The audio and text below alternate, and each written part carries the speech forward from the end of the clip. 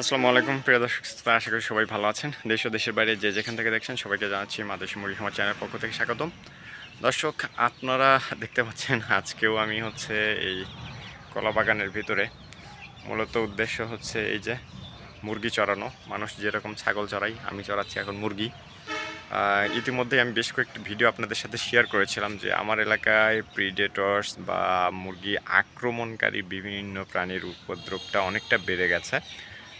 মাত্র ৫ মিনিট আগে একটি বিড়াল অলরেডি একটি বাচ্চা নিয়ে গেছে, তবে সেটি আমার না, অন্য কোনো বাড়ির হয়তো বা মুরগির বাচ্চা হবে। তো আমার নিতে নিতে এখন আছে, আর এখানে আছে ১২টা, অলরেডি ৪টা নিচে, যে কারণে আমাকে এখন এদের পিছনে পিছনে ঘুরতে হচ্ছে, পাহারা দিতে হচ্ছে বা চড়াতে হচ্ছে, যে যেটাই বলেন। তো এটা খুবই একটা খারাপ দিক, আমি বলবো যে আমার সময়, অন্যদিকে সময় টা আর দিতে পারছি না, এদের পেছনে দিতে হচ্ছে। কারণ আপনারা জানেন যে আবদ্ধভাবে পালন করলে দেশি মুরগির যে গ্রোথ, সেটা কিন্তু সঠিকভাবে হয় না। আপনি যত মেডিসিনই দেন বা যত খাবারই দেন হাই প্রোটিনযুক্ত, তাও কিন্তু আপনি আশানুরূপ ফল পাবেন না।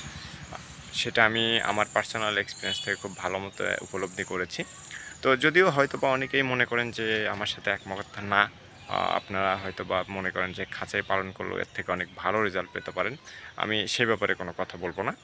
আমি জাস্ট বলেছি যে আমার এই ছেড়ে দিয়ে মুরগি পালন করার ক্ষেত্রে মুরগির যে গুণগত মান, যেটা আমি বলি সচরাচর বা সবসময়, যে আমি সবসময় ন্যাচারাল বা প্রাকৃতিক পদ্ধতিটা অবলম্বন করে থাকি। আপনারা আমার অনেকগুলো ভিডিও ইতিমধ্যে দেখে ফেলেছেন, যারা দেখেন বা যারা ফলোয়ার রয়েছেন, যারা ভিউয়ার রয়েছেন, তারা জানেন যে আমি সবসময় মেডিসিন মুক্ত রাখার চেষ্টা করি আমার মুরগিগুলোকে, এবং একদম ন্যাচারালভাবে বড় করার চেষ্টা করি। তো দেখুন, তারই ফলশ্রুতিতে কিন্তু এদেরকে ছেড়ে দেয়। আমি প্রায় 10টা নাগাদ পর্যন্ত এদেরকে বেঁধে রেখেছিলাম, এখন প্রায় 10:30 11টা বাজে, আধা ঘন্টা হচ্ছে এদেরকে ছেড়ে দিয়েছি। তো ঠিক ছেড়ে দেওয়ার কিছুক্ষণের মধ্যেই দেখি বিড়াল একটি বাচ্চা নিয়ে চলে আসছে, কার জানি না। তবে এটা খুবই দুঃখজনক। যারা মুরগি পালনকারী আছি, আমরা যারা মুরগি পালন করি, কিন্তু তাদের থেকে যদি 2-1টি বাচ্চা যদি মিসিং হয়ে যায় বা নষ্ট হয়ে যায় বা মারা যায়, সেটা কিন্তু একজন পালনকারীর জন্য খুবই কষ্টদায়ক। আপনারা যারা পালন করেন তারা হয়তো বা এই বিষয়টা বুঝবেন। ঠিক আছে? তো যাই হোক, এদেরকে খাবার দিয়েছি সকালবেলা। আর এখানে একটা বিষয় আপনাদেরকে বলে রাখি, আপনারা এই ট্রিক্সটা অবশ্যই ফলো করবেন। যদি আপনি মনে করেন যে আপনার মুরগিকে খুব কম সময়ের জন্য ছেড়ে দেবেন, বা আপনি চান আপনার বাড়ির আশেপাশে থাক, কোথাও যাতে না যায়, সেক্ষেত্রে একটা ট্রিক্স ফলো করবেন আপনার, সেটা হচ্ছে মুরগিকে কোনো ধরনের কোনো খাবার প্রোভাইড করবেন না সকালবেলা, বা যখনই ছেড়ে দেন, বা হয়তো বা দেখা যাচ্ছে আপনি সকালে ছেড়ে দিলেন 8টা 10টা পর্যন্ত আপনি বেঁধে রাখলেন, তারপরে মনে করলেন যে 1-2 ঘন্টার জন্য আপনি ছেড়ে দেবেন।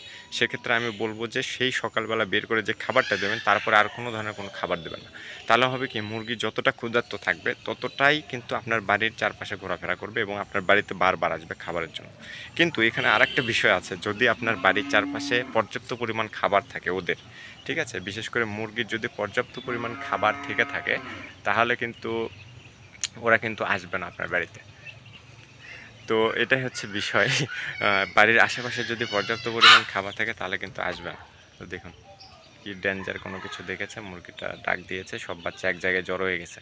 তো এটা হচ্ছে ন্যাচারাল একটা পদ্ধতি। সাধারণত প্রাকৃতিক পরিবেশে বা প্রাকৃতিক উপায়ে যে প্রাণীগুলো বড় হয়, তারা কিন্তু প্রাকৃতিক থেকেই শিখে যায় কীভাবে নিজেদেরকে প্রোটেক্ট করতে হবে। ঠিক আছে? এটা হচ্ছে একটা বিষয়। তো যাই হোক দর্শক, যেটি বলছিলাম যে এখন আমি মুরগি চড়াই বা রাখাল। রাখাল তো মূলত গরু বা মেষ যারা চড়ায় তাদেরকে বলা হয়। আমি জানি না এটাকে কী নাম দেওয়া যেতে পারে। দিনের একটা নির্দিষ্ট সময় কিন্তু আমার এই মুরগিগুলোর পিছনে এখন ব্যয় করতে হয়। সুতরাং বুঝতেই পারছেন আমি এখন এই জায়গাতে আছি। তো যাই হোক, সবাই ভালো থাকবেন, সুস্থ থাকবেন। আল্লাহ হাফেজ।